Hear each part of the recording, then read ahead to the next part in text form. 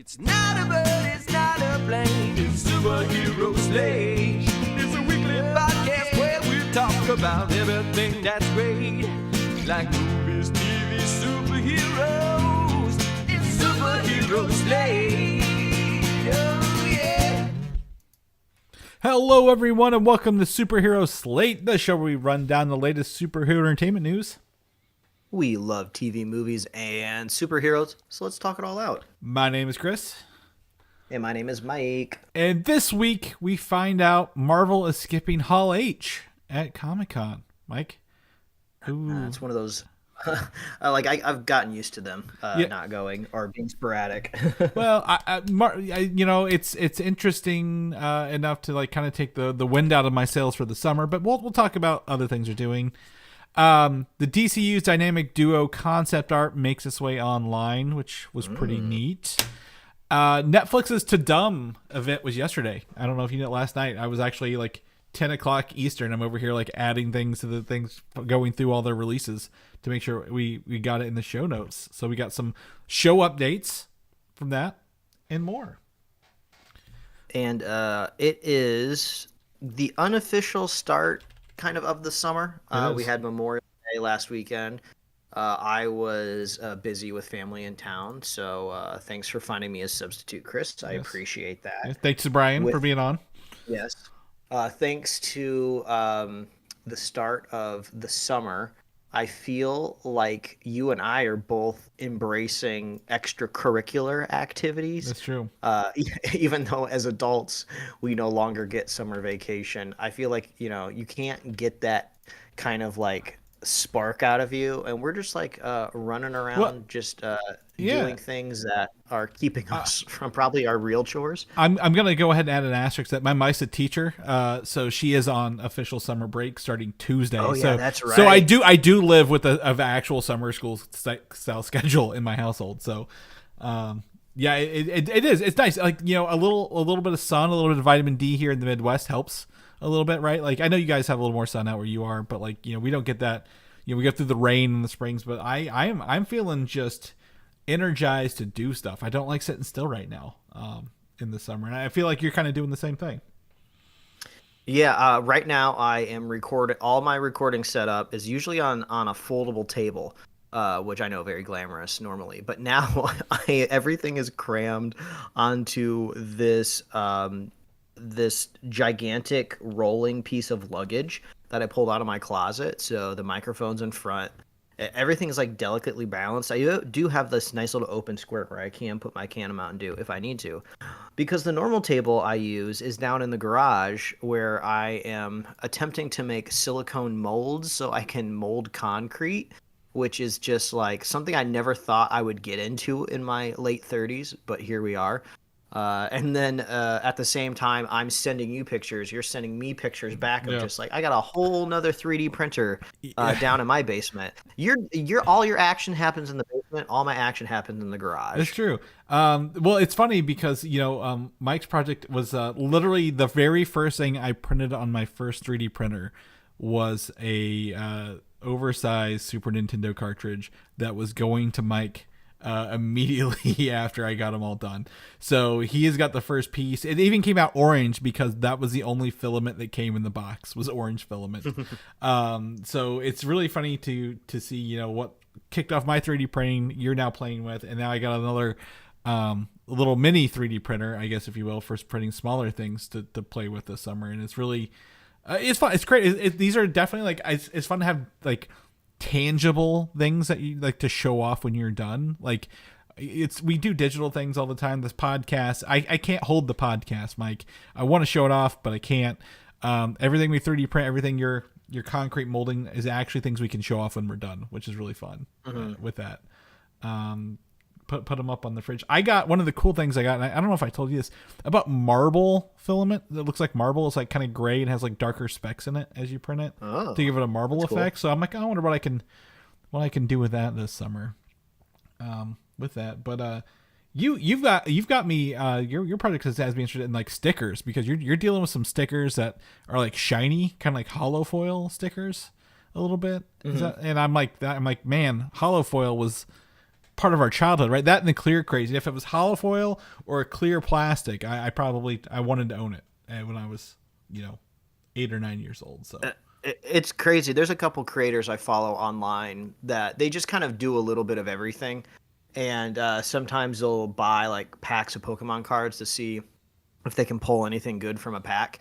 And I'm so far detached and removed from all of these generations of Pokemon that they'll open up like these new like booster packs that just came out, and first of all, like I can't even get my head around that the design of just like the card template has changed. Yeah. Like it's no longer like two like rectangles stacked on top of each other. Like now there's like all these angles and like swoops and like little like bevels around the card.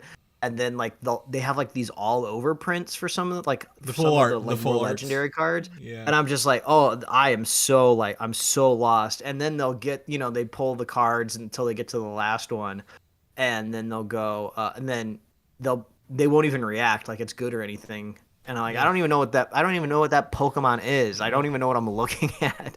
Yeah. Well, it's fun stuff. It's fun to have that stuff, and I'm glad so people are having a good time with Pokemon cards. But well, let's jump into some news. How about that? Let's just get into this, because I sent you a photo yesterday, and I did it without any context. I was like, I'm gonna send Mike this photo and see if he knows what it's referencing. And did you know who it was when I sent you the photo yesterday? Well, I didn't use his full given name. I was like, I think that's Chopper. Yes. And then once I got around to listening to the trailer, I was like, oh yeah, his full Christian name is Tony Tony Chopper, which I think is really funny. Yeah, so nice they named him twice, Mike, is what I tell people. But Netflix's TUDUM event, they came out. One of the things relevant to the show is One Piece, right? We absolutely never were exposed to One Piece before the live action version. Fell in love with it when it came out. What 2023, right? Late 2023. And season 2, they had a little trailer revealing that Chopper, or Tony Tony Chopper, who is a reindeer anthropomorphic character who was introduced pretty early on, has a human voice, kind of. I don't know. I think he's the Doctor. Released a little teaser showing that he will be full CGI in the upcoming show. So they're not putting someone in like what's that other show with the kid has the deer antlers? Sweet Tooth. Sweet Tooth. So they're not doing a person with antlers. They're actually fully CGIing this character, and they showed him off, and he had like a little a shy intro video I've linked here in the show notes if you want to check it out. Explain who he is and that he is a doctor and kind of timid. And I've almost forgotten One Piece, Mike, because it's been so long since we've seen it, that I'm very excited season 2's coming along, and this really kind of got me hyped back in the energy for the show to come back. Yeah, this is the big danger, right, of the binge model. You go so long, especially when it's these like high budget seasons that take a long time to make. I also totally forgot about One Piece, but luckily it kind of left a good taste in my mouth. It's so weird and specific and wacky and unapologetic. I think we said all of these words when we reviewed it. So I'm happy to see it come back. And now that it's been proven, right, and Netflix was like, oh, this went really, really well, here's more money to make sure like Tony Tony Chopper looks good. Make sure like if you want to go a little bit above and beyond on the sets and the locations, here you go. Yeah, and I think that's the other part of it too. Like the first version was kind of unsure, right? They're like, we don't know if this is going to work, so they did it without any plans for future seasons, even though there's like over 1,000 episodes of the anime, tons of manga to adapt, but they didn't know, so they're like, oh, we're going to see how it reacts and then pick it up. So that's why it's taking so long between 2023 to 2026. Is it they just didn't have a season 2 planned in the holster? But I guarantee you, Mike, I bet season 3 and probably 4 are like, they're like on that yellow light, like they're on the cusp of being greenlit. As soon as they wrap filming on season 2, they're probably gonna be like, yeah, go ahead and do 3 and 4. Well, let's get the cost down now, get them locked in, do the release kind of yearly if we can get it, right? Because that's gonna go into my next topic. something we've had an entire 2 seasons of Andor in between the releases, and that's Stranger Things. Between the last season and this season, I think they said they released both seasons of Andor, and that's just blowing my mind thinking of how long it has been since we saw season 4 of Stranger Things, right? And Yeah, and this was a great example also of something that like we binged and it's been so long since we've seen it. I don't even think I could guess when like the last episode of the last season aired. If you gave me 3 chances, I don't even think I could get it in the right month of the right year. Could you okay, guess a year. 21, 22, or 23? I mean, it feels like it was. I want to say 20. I want to say like winter 22 somewhere. July 22. So yeah, because they did that. They did like that. It was like one of the first shows they did that volume 1, volume 2 with. So volume 1 was like May of 22, and then the last 2 episodes were July 1st of 22. So it has literally been. We will be coming up on 3.5 years in between this. Before it comes out here. And to think this show came out in 2016. We are almost, I mean, they've been filming this this whole show, not just this season, for 10 years with these kids, and they're supposed to be in high school. And I'm like, boy, you like we have a trailer here. They showed the final season teaser, and it kind of goes through the journey of the Stranger Things kids, and seeing them as young as they were when they started this show is just blows my mind. I'm like, I can't believe it has been 9 years, and these kids look so young, and now they're obviously young adults here. Kind of getting excited for some of this footage here. This is the final season. I think the last clip of this trailer show is Will Byers yelling "run."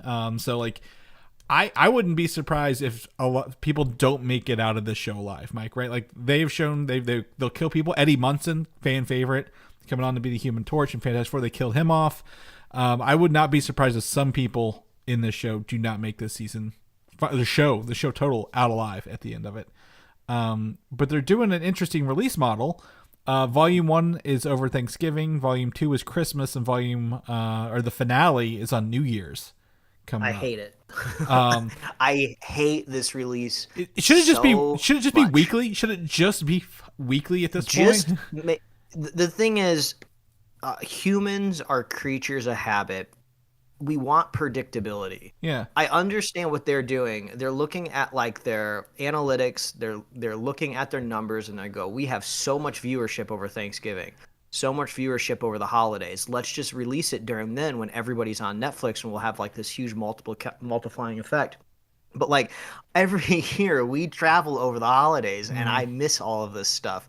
By the time we get back, I'm just like, I'm wiped, and like I'm gonna have to binge all of the stuff that I didn't get around to see. But like, and then there's the worry of somebody coming over during the holidays, and they just binged it the night before, and they start talking. You can't get this relative to shut up.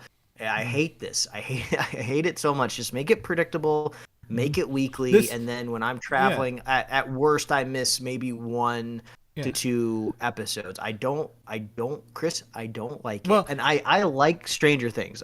So I'm not no ill will towards the show or the creators. I hate this release. It's so stupid. It is. This is the stupidest way to get back to weekly releases from the binge model. Like, oh, we know it's 8 episodes, and this is like 8 weeks total here, or like even do 2 a week if you have to, right? Like if I could see them doing 2 a week for this, but like, it is annoying to look at this and be like, okay, I've got to watch this, then wait till Christmas, and then wait another week for the other one. Just make it, like you said, consistent. I wouldn't say predictable, but consistent, so you know when to tune in, when you're going to watch, when you can tell people to shut up, kind of along the way. So I agree. And despite the show releasing 3.5 years after the last season, it will only have been 18 months since the season when it comes out. They revealed as well. Which is kind of interesting because they left on that big cliffhanger of the town kind of being taken over. So or split. It had the earthquake and kind of split open. Yeah. Yeah.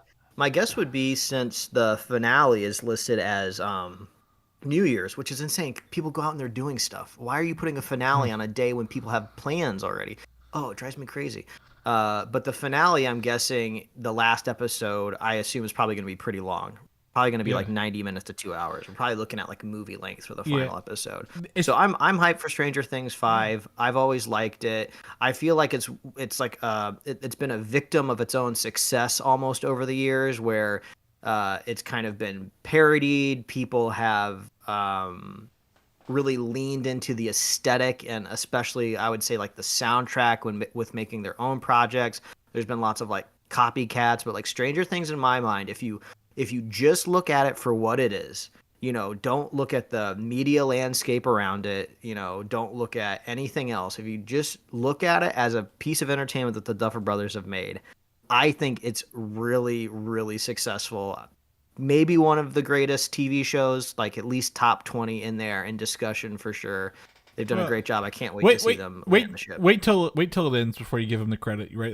That feel like I don't want to get into like Game of Thrones territory where it's like, hey, it's a great show until the end. I don't think it'll go that way.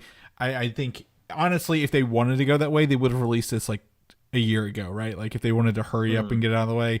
I don't feel like that. I feel like it's taking time, but like I'm gonna wonder, people who have grown up with this show, who were like the age of the kids when it came out, and are now getting to see it. That is true. That would be interesting. Their kind of take on it. I would also give myself 5 years, come back and try to watch the whole show in a row and see how the production gaps affect just watching them together, right? Without that in mind. That's a whole nother thing. I have homework to do before I watch this, because I really like this show and I want to get back in the mindset before I rewatch it. So I'm probably going to rewatch the last season in some way. So like there's all this time I need to build in to commit myself to this show, and then they're putting the final, like the final test, the final exam, like at the end of the year. It's like, oh, come on, this is ridiculous. But we will have Stranger Things before the end of the year. So that's gonna be great. I really, the thing I'm gonna say, they may or may not do it. This show has the potentiality for a sequel series, right? Like you skip some years, recast up the kids or whatever. I think it has a lot of opportunity for that. What I would love to see though is like the show kind of end and like have like maybe a flash forward, like cast that up. Maybe, like where are they now? Type yeah, of thing. like how did this affect them kind of in the end kind of deal? But like I kind of equate this to the It movie. Like this is the kid version of the It movie, and like they'll do a Stranger Things sequel later where it's like the adult version of it kind of deal. But well, I mean, they're doing that Welcome to Derry show. Yeah, the prequel. So that's getting franchised out. Yeah. So I don't know. There's a lot of opportunity here. But you guys will have some news for that later this year. There's some other stuff kind of coming out there. Dexter. Well, no, Dexter's not on. That's Paramount. They had a trailer for Dexter. There's some other stuff, but nothing huge out of Netflix other than these two things that are adjacent to the show. If anything else comes out, we'll talk about it next week. Moving into comic book news, we're going to talk about some DC stuff real fast. Superman, the rumor is that this movie originally played out over every day of the week in an episodic structure. So you were like, Monday, this is Superman's Monday, this is his Tuesday, Wednesday, Thursday, and that was the movie, and like the entire movie was just 1 week of what we're kind of seeing in the trailer, which kind of feels like maybe how it was based on the trailers. I don't know if there's any truth behind this. I've seen it reported several times, but like they say that they've also they're not going to release the movie in that final version of a structure. But like the trailers feel like that. I could totally see how Gunn would do that, because for as much as sometimes we love him and hate him, one thing that we both agree that he can do is he can churn out pages like it's almost nothing. Like you throw a writing task at him and he will have it done on time for sure. So I am not surprised that he went and sat down to write a Superman movie, and he's just like, oh, I just can't stop. I've written like 500 pages. Like, oh, this could be a series. Like, no, we gotta put this into a movie form, James. Yeah, that's what Peter Safran probably. I'm playing the role of Peter Safran right now. But I absolutely could see the runaway train of James Gunn finally getting to make a Superman movie, just going off the deep end. Yeah, and I don't know.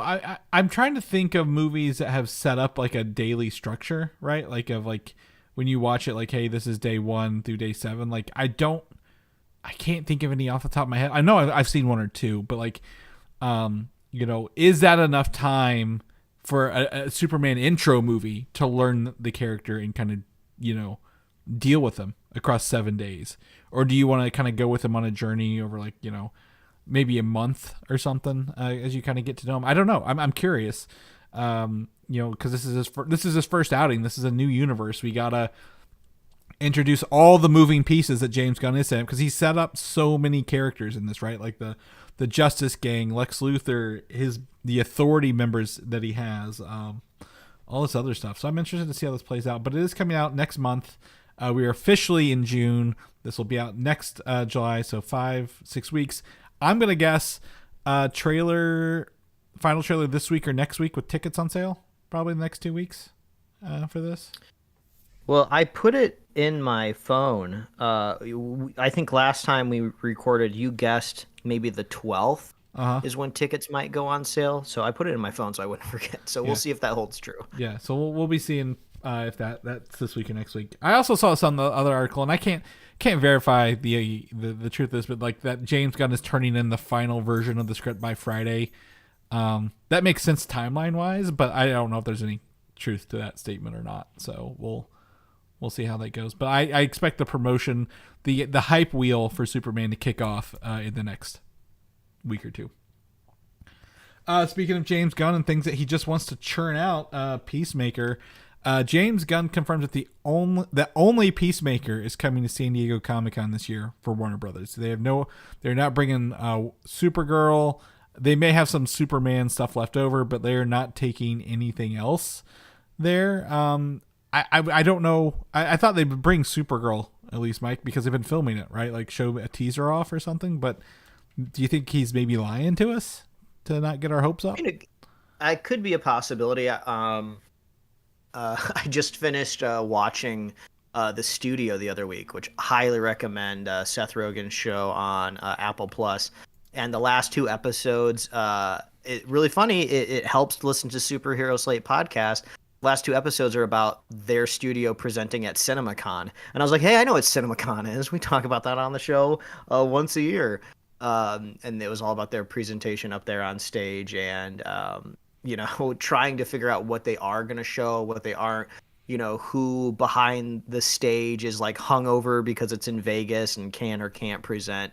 So maybe that's how it's like at Comic-Con. They're like, oh, we'd like to show Supergirl, but everyone involved in the show is like out in the Gaslamp district across the street getting wasted at the Hard Rock Hotel, so they can't present. But at the very least, I wonder if like there would be like like logo reveals. I feel like logos are always easy thing to throw up on screen. You don't have to fly anyone into town, Well, I would also think like a concept art of like Jason Momoa's Lobo or something like that, like because that's always that always takes over all the news articles. He's there. Jason Momoa loves going to Comic-Con. He's there like every year. I'm sure he'd love to go back. He's already got a plan to be there. He just hasn't told James Gunn yet. But also they may be like, again, still making those plans. It could be travel, filming schedule, stuff like that. But I was really hoping more than Peacemaker. But we'll see we'll see what comes to life in about 2 months when it drops. Or they could bring in something from Dynamic Duo, the upcoming half CG, half puppet, half animated movie. I guess it's hard to describe this because we've only talked about it. We shared some of the demos from the studio before, but we got some concept art revealing their takes on both Dick Grayson and Jason Todd, both who were Robins for Batman at one point in time. And it looks like maybe there might be a crossover here between them. Like both being Robin and Red Robin at the same time based on their outfits. The first one shows obviously the Dick Grayson we know in his regular Robin outfit, and then Jason Todd with like a mohawk and a slingshot and maybe a stitched together cape. Maybe he wants to be Robin and can't be Robin, I guess. Maybe he's like a little punk outfit on that.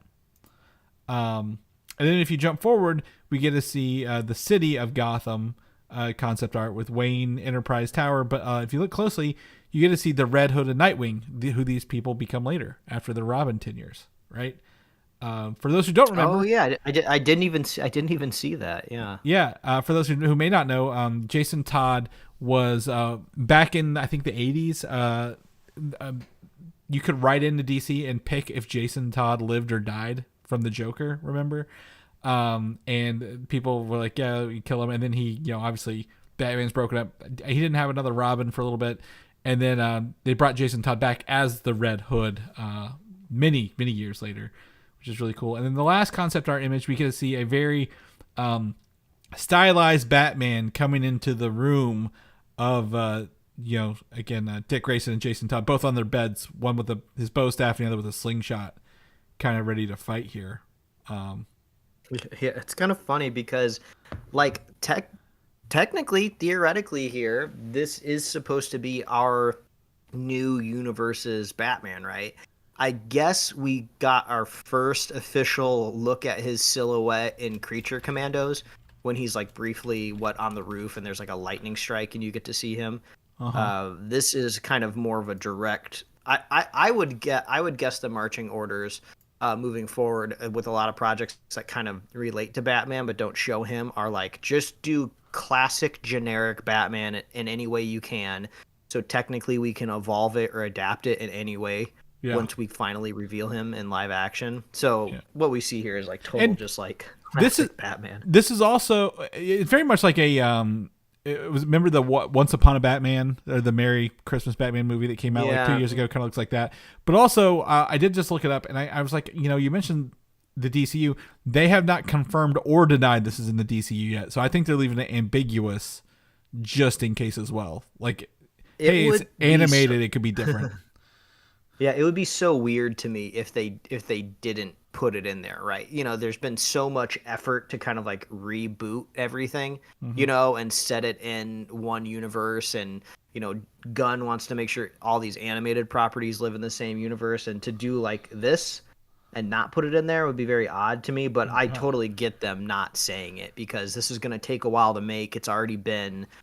I don't know if it was ever officially given a release date, but I think it's kind of been delayed, right? Let me see here. It's June 30th, 2028. It was never delayed. It's just when we got the announcement, like when they first started working on it. So like they hadn't even been working on it. So we do have this month 3 years this month to get to this.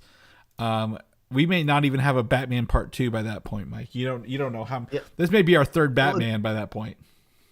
Well, it makes me wonder how they break the story on this, right? You have to include Batman in some aspects in this story, right? Mm-hmm. And you have to start development so ahead of time. Like, we don't even have our like true live action Batman for this universe yet, but he's already kind of being written and adapted as we speak for this movie. So I wonder if they already have like a solid direction that they want to do with this Batman, which gives them a chance to get this going. It could also just be, this is our flashback as two kids, and this is how we both thought Batman was at the time. That's a good dynamic because if we see kind of the Nightwing Gotham as kind of like the future and we have flashbacks, he was larger than life when we were a kid, he was scary, he was cold, he never really cared about us, kind of thing. And well, the thing about I'm looking at the room photo the most here, and the thing is with it is them sharing a room, kind of like adopted brothers, but also like the left hand side you get to see the punk era, like there's the Mutants poster, which was kind of like the Dark Knight Rises or Returns kind of era.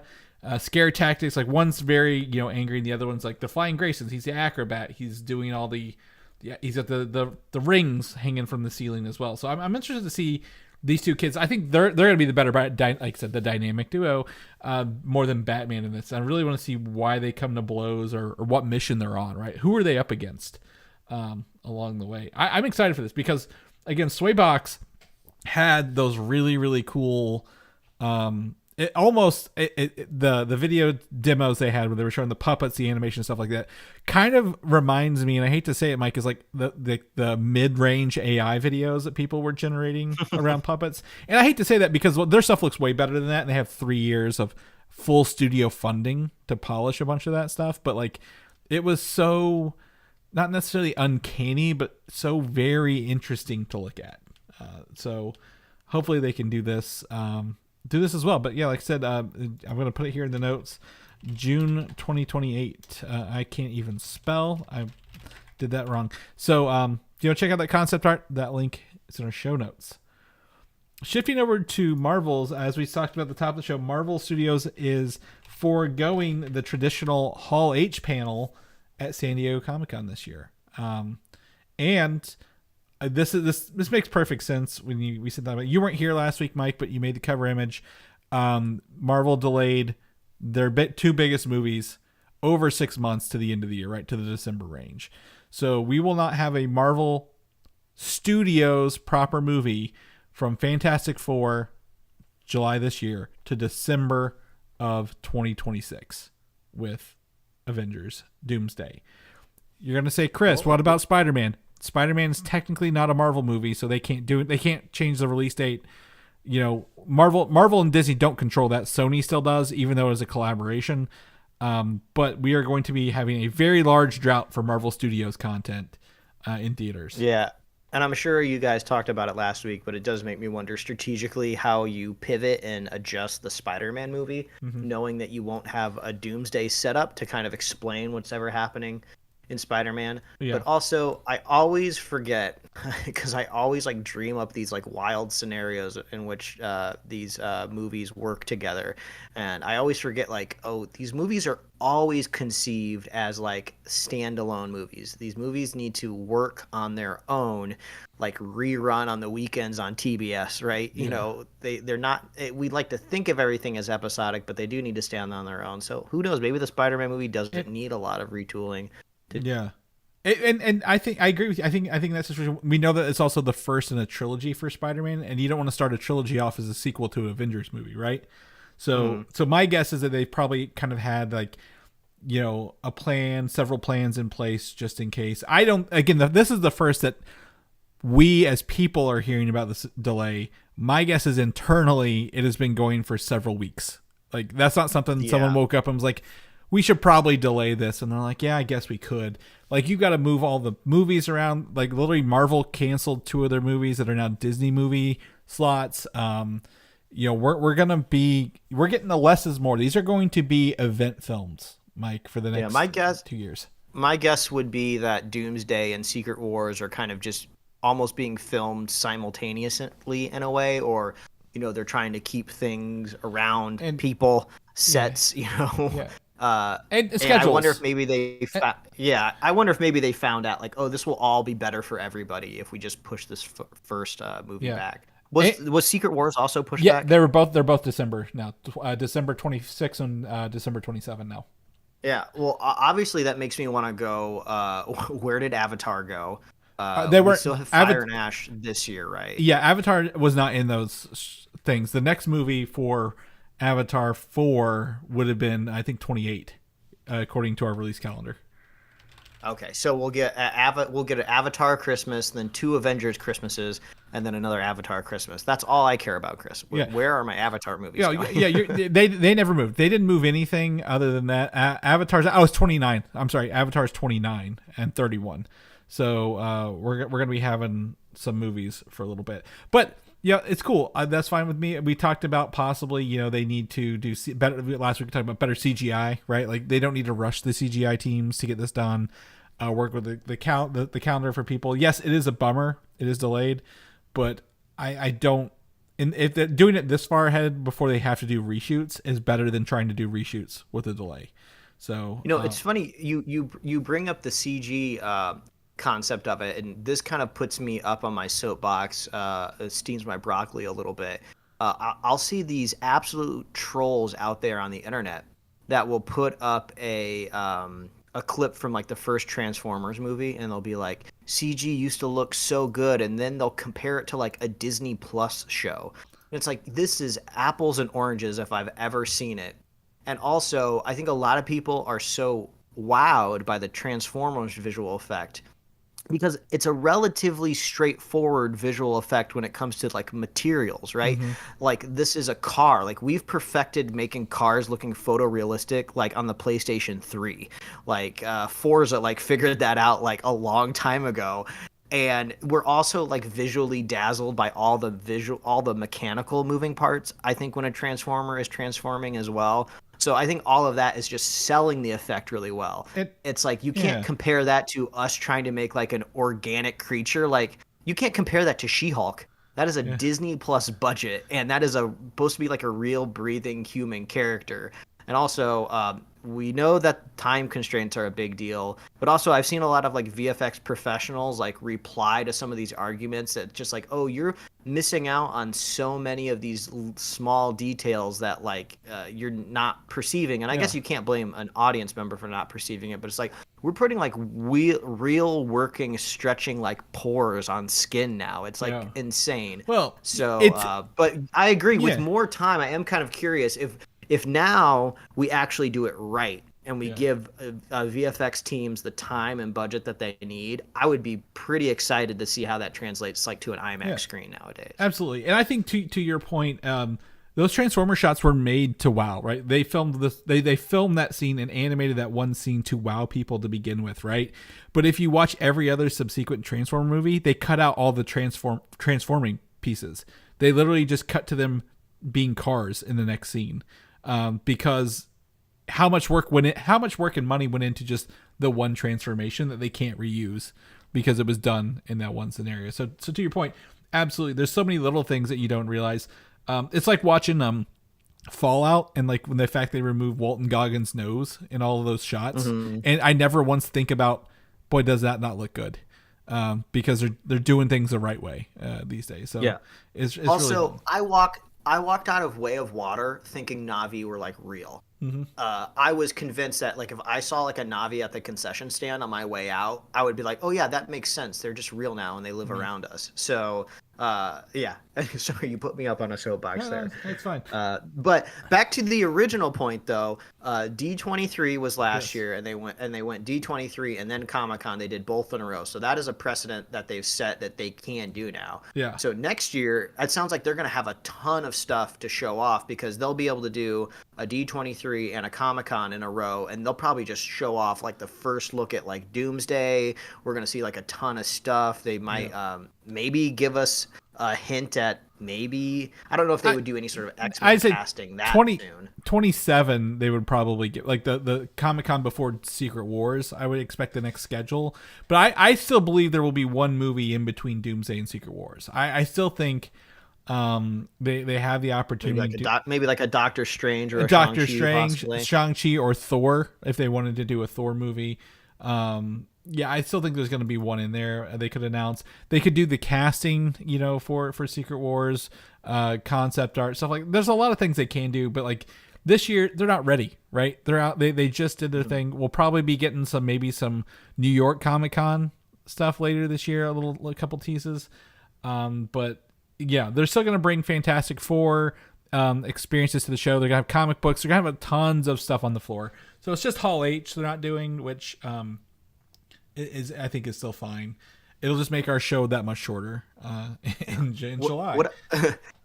What I'd really like them to do is after Secret Wars, I don't want them to announce anything. I want like a solid half a year where we are just in the dark and the internet is just speculating. We're going off of scraps and rumors, and then they announce some sort of like big event where and then we're all hyped, we're super excited, and then we just get this big splashy, this is the next vision for Marvel, this is what we're doing, this is the reinvigoration. I think that they would take too much time if they waited, and the problem I have, I like your idea and concept. The theory is that people will make up too much stuff if it's too dark, and then be disappointed when it's not the stuff that they already imagined it would be at the end of the day.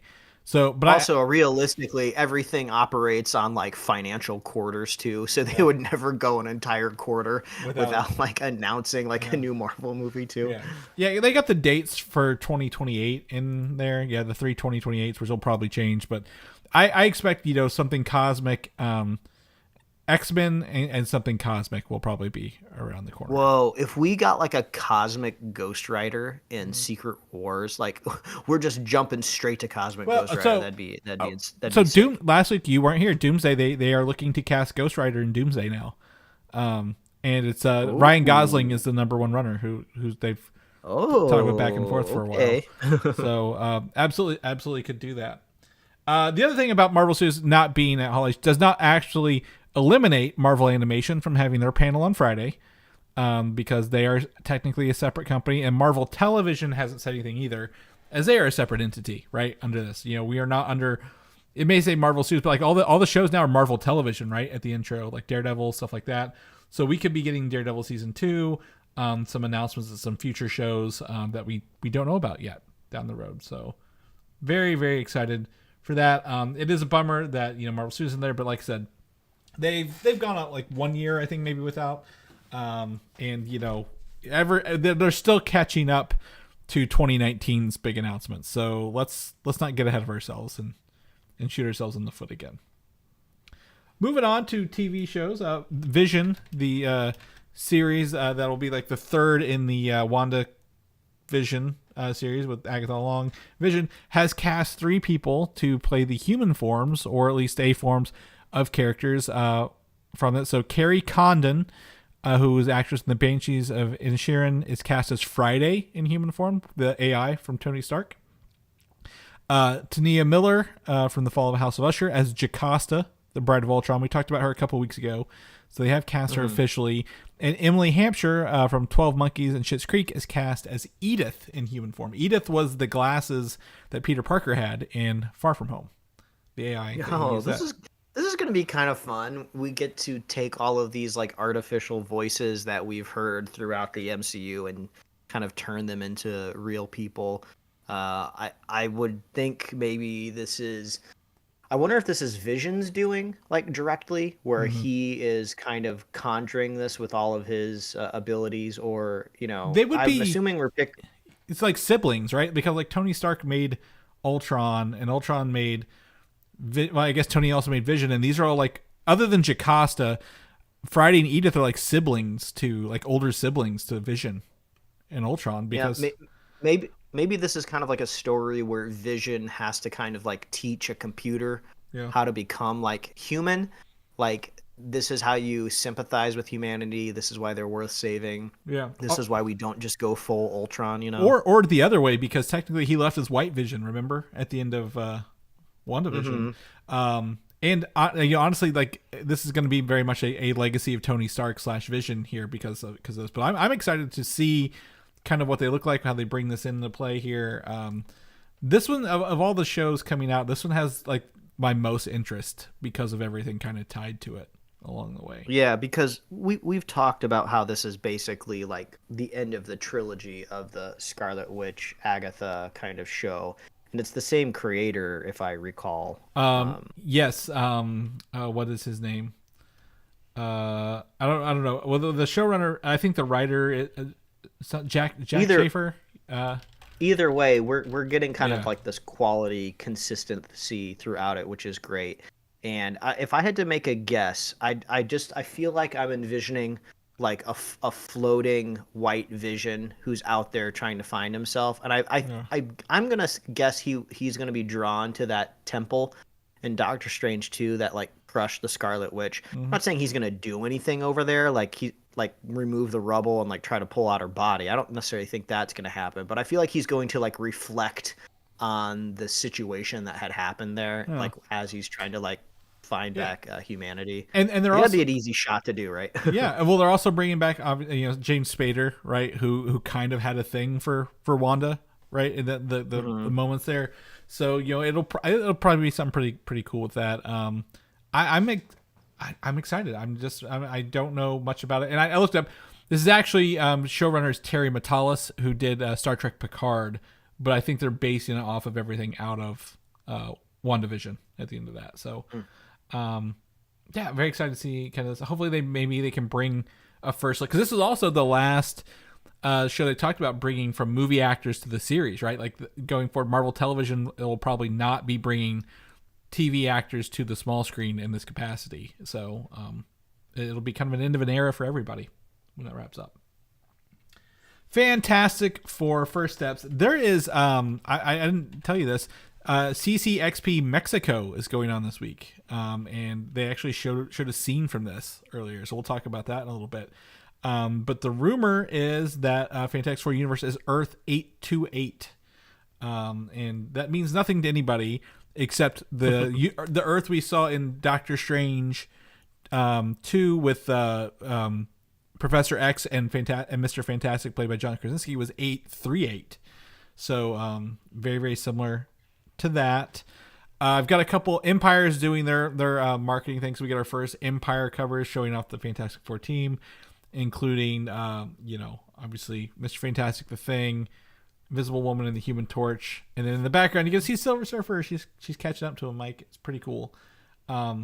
Again, I love the retro futuristic city, the background, all the font choices they're doing with this. Like, this is full on aesthetic filmmaking. If I could have it. I know it's not Wes Anderson style movie, but like, this is the kind of stuff I feel Wes Anderson would do if he had a superhero movie, right? To do this as much as they're going in on this. So yeah, he's always been a fan of mid-century modern, just any sort of like particular visuals he's always been drawn to. But you were mentioning like just the name of the universes. I feel like we've always been told as an audience like where these universes are. I feel like sometimes like the numbers have been like referred to in the movies, but not often, and nobody really worries too much about the numbers specifically. I'm not keeping tabs on them, and I would in the comic books, but not in the movies. Could care less. They're gonna do what they want with them. But I wouldn't be surprised if maybe if either Pedro Pascal's Reed Richards or maybe another Reed Richards in another universe is the one that maybe starts like cataloging everything, right? Yeah. I mean, I suppose maybe the TVA could have some sort of list but they're kind of keeping track of like timelines, and we've never really gotten that fully fleshed out, the difference between a multiverse and a timeline. But I could see a Reed Richards. We have a photo of him in front of like this really crazy chalkboard. But I could see him in front of any chalkboard. Maybe he starts noticing these multiverses and starts like numbering them. Well, that would be kind of like a fun. Yeah, that was like one of the concepts with that very, very long dry erase board they had, where they didn't put a stretching in yet, which is pretty cool. Well, before we get to that, so the next Empire cover, the alt cover, is Galactus with the Earth and Silver Surfer in like a drawn form, right? Not a rendered form. So that's pretty cool to see the scale of Galactus. But you're right. The next one we have is Fantastic Science with Mr. Fantastic. Again, like this feels like 1960s Bill Nye right here, Mike. Like this, I love this. The huge jet engine, like I said, the dry erase board or the chalkboard behind him, the computer monitor that's got that plastic blue over it on the table in front of him. It just feels good to see. I don't know. It's weird.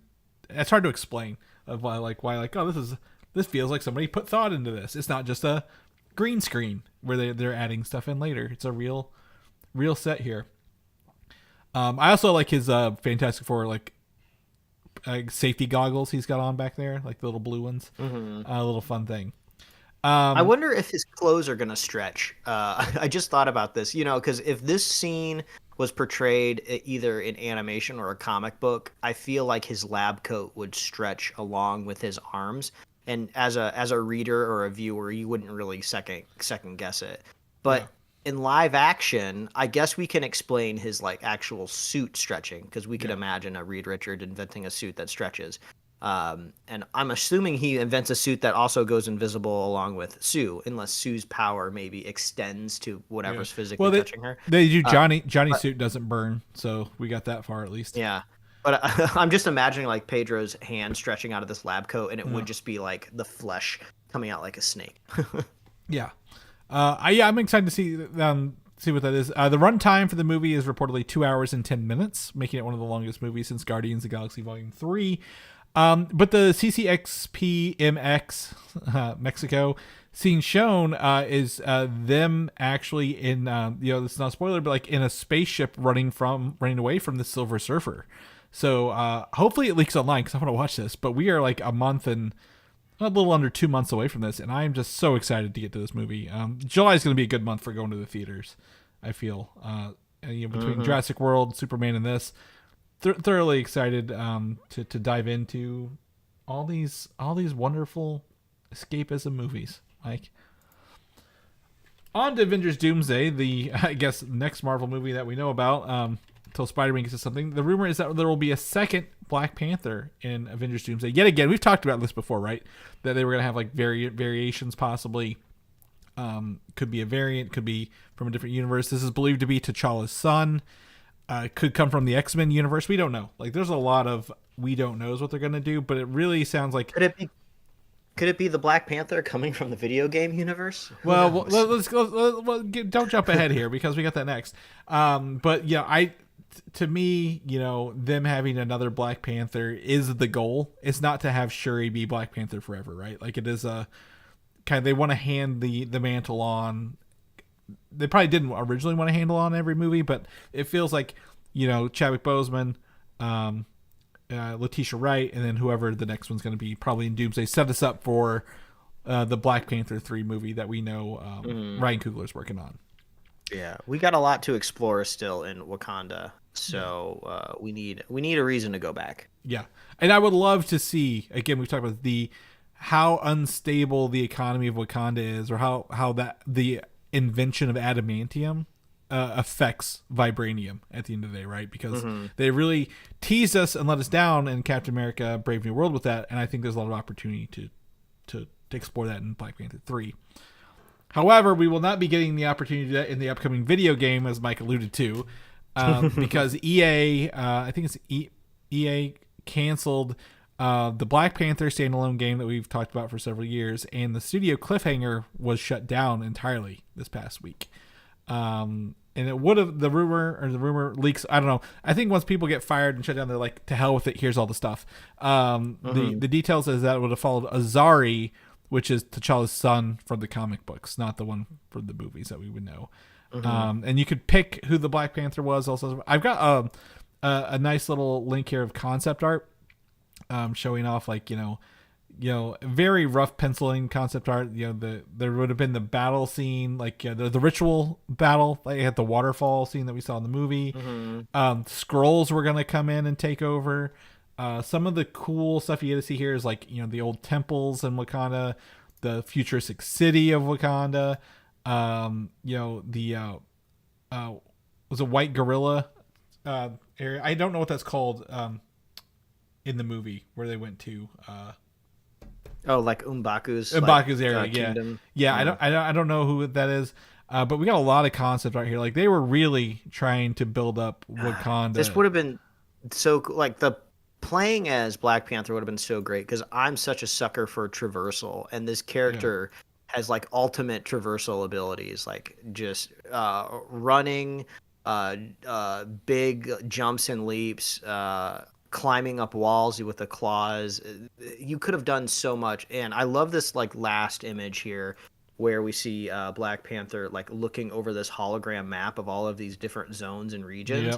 Like, you could have just built anything, because like you're in this like super like lush like jungle landscape with all of these. I'm sure they would have like slightly different biomes. Yeah, you can kind of see a desert here, and like the jungle and all the other stuff. Like, literally the sections. Yeah, like imagine like mounting on like one of those like battle rhinos for like a minute. It would have been so cool. And I'm so bummed, and I really wonder why it was shut down, because I would assume when these video game studios start developing these properties, like there's probably like a lot of thought that goes into like, oh, do we want to spend the money to license this game for Marvel and build it out? And obviously they saw a lot of promise there with the character. There was a lot of hype. I only ever heard positive things when people heard about this game coming out. And then we were also supposed to be getting another kind of version of Black Panther in the Captain America game that I believe is still that's out. Ubisoft, I think, is making it Hail Hydra, or Rise of Hydra 1942 or something like that. That is coming out, where you play as Captain America and an older not older Black Panther, but like the Black Panther of World War II. Yes, that is still coming out. Yeah, and it makes you wonder, like, why wouldn't they want to try to, like, I mean, you could probably capture nearly the entire audience that's playing all of the Spider-Man games out there. They would have loved and embraced like another game with really fun mechanics. So yeah, I'm really wondering why this tanked. Like, did they not have faith in this studio? Did they not have faith in like the timeline? EA sucks, first and foremost. I think we can all agree on that as a company. They said that they're only focusing on their core properties, including I think it was like Apex Legends and a couple like Battlefield. Like, they're only going back to shooters, because The problem is in video games, if there's no replayability, like how like a lot of these studios aren't focused on single player games, despite the fact that the Star Wars games made by EA Jedi did really well, right? Like you remember like Jedi, what's it called?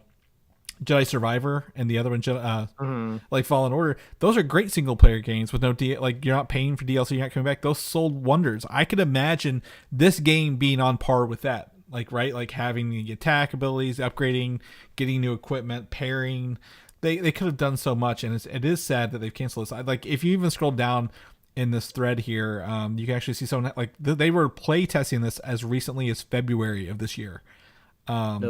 So like I would love to see. I bet in the next couple months we're gonna get some of that gameplay leaked out here. Yeah, like, this is where it's ethically okay to like leak like a game, like all that stuff we got for Wolverine like last year. Yeah, go ahead and do this for Black Panther because this is something we're never gonna get a chance to see. Exactly. If it's canceled, it's not coming out. Like they can't like at that point it's like kind of fair game. I feel. But the villains would have been the Skrulls, which I think would have been an awesome kind of thing. Like who infiltrated what? Are your people Skrulls? Are the Skrulls taking the shapes of other heroes across the planet as well? Lot of opportunities there, and it's sad it's never going to come to fruition for us. Moving on, bit of X-Men news here. The rumor is, and this we're gonna get so many X-Men rumors until an announcement comes out in like 2 years, is that Bryan Cranston is being eyed for Professor X in the upcoming MCU reboot. I think people only say this because they saw him bald and shave his head in Breaking Bad 10 years ago, 15 years ago, and they're like, yeah, he's a old white guy who can shave his head and look normal. I don't have any other. I think he'd be fine. I think he'd be okay. Nothing in the world like tells me that he would be like that. What if he was instead Mr. Sinister? Like I would love to see him play like an older Nathaniel Essex who's like working on genetic things to like make himself younger or give himself abilities. I think he'd play a better villain than Professor X. But yeah, I mean, obviously Bryan Cranston, one of the greatest actors ever. Yeah. So I'm not going to be upset if he's cast in anything Marvel wise. Yeah. Yeah, so I think we're just going to keep getting, here's Professor X, here's Magneto, over and over again until they actually announce it. So if anything comes out, we'll let you know, but I thought that was an interesting little rumor this week. The last bit of news on the rumor mill is that the Deadpool upcoming fourth film is going to be a true, or at least based on X-Force movie, rather than the scene that they did in the last, or X-Men 2, right? Or not X-Men 2, Deadpool 2. Where he's like, oh, this is the X-Force, and it was a bunch of B-listers that get kind of offed very early on the when their landing doesn't go right. So this will feature the return of Josh Brolin as Cable and Hugh Jackman as Wolverine, but add the MCU version of Storm to this little Black Ops team here, which would be great because she's technically, I guess, the only one with a power other than shooting and stabbing in this case. Yeah, I feel like Deadpool would be a really good movie to breach our maybe rebooted MCU universe. Like, if Deadpool was the first movie to come out after Secret Wars, I mean, that is a really good run right there. You're probably going to have, hopefully, great success and box office returns with these 2 Avengers movies coming up, and then what's up after that? Another Deadpool movie, like the last one that made like $1 billion. Let's do that again. And that could be like a fun, because we always got like those Ant-Man movies, right? Like in between like these gigantic like events in the MCU. Yeah. Maybe like Deadpool kind of is filling that similar type of hole of like just get a wacky character up there on screen while we're cooking the more serious stuff. And he's also again got experience in the multiverse, like you said, right? Wolverine was pulled in he went to multiverses to find Wolverine, so he's got multiverse experience. I would love to see Josh Brolin come back as Cable. I don't think he did a bad job.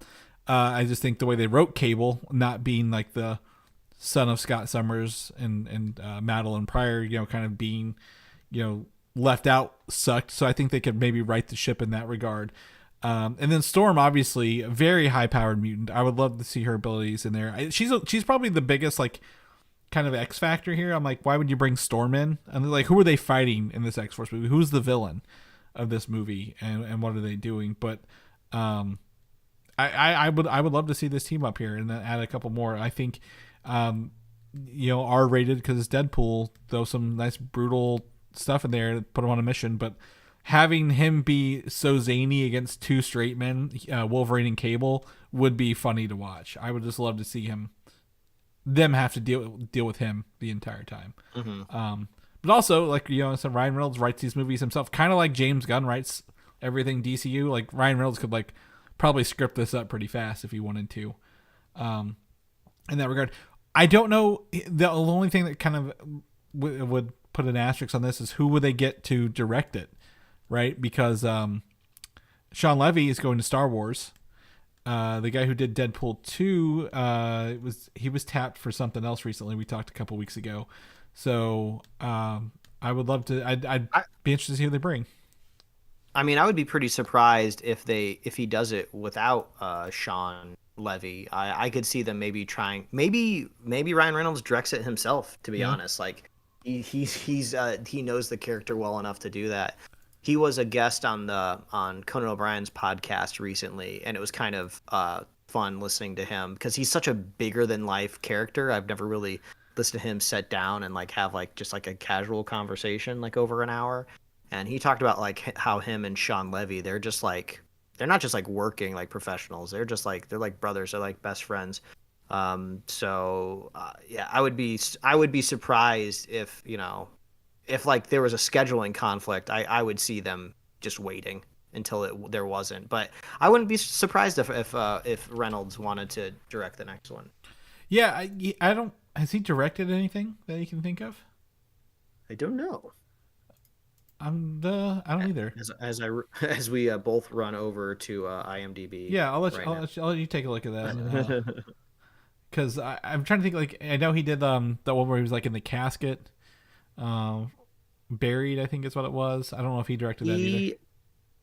Oh wow! Does he have any directing credit at all here? They have the little filters at the top of IMDb,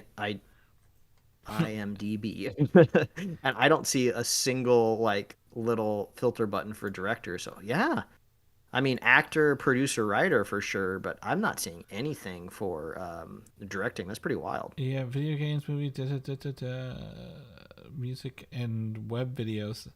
Nope, I don't either. So maybe I don't know if they give him something that'd be his first movie to direct, but maybe it could be a co directing thing, right? Have someone there with him along the way. So either way, more Deadpool doesn't hurt anybody. It's one of the bigger movies last year, and we can see how that plays off in the future state MCU. Mike, that's the show for today. If people want to know what you're up to, what you're doing, where can they find you at? Yeah, they can read my webcomics at pickledcomics.com and liferewardsrisk.com. Chris, if people want to catch up with you, where can they find you? You can find me on Instagram, Valdan87, VALDAN, or video games of the same name, about said it again. If people want to know about the show, where they come back every week, see our upcoming release schedule that we keep updated. We referenced several times in here. Where can they get all them goodies? Yes, head on over to superheroslate.com. That is the home for everything we do here at Superhero Slate. You don't need to go to a comic book convention or a different country to go to their movies convention. You just got to go to superheroslate.com. That's where you can find all of our awesome show notes to get our links to where we host our podcast. But you're an adult. You know how to go to a podcast reader and type in Superhero Slate. So I'm not worried about that. We're on Apple Podcasts, YouTube, Spotify. You get merch at superheroslate.com/store. We love hearing from you. Let us know what you're reading, what you're watching, what you're playing. And if you want to be a super fan, all you got to do is share the show with a friend, share the show with a buddy, and we will be here every week, folks. That's right. And so as Mike runs from the cops coming to get him behind him there in the background, we will catch you guys next week. Bye.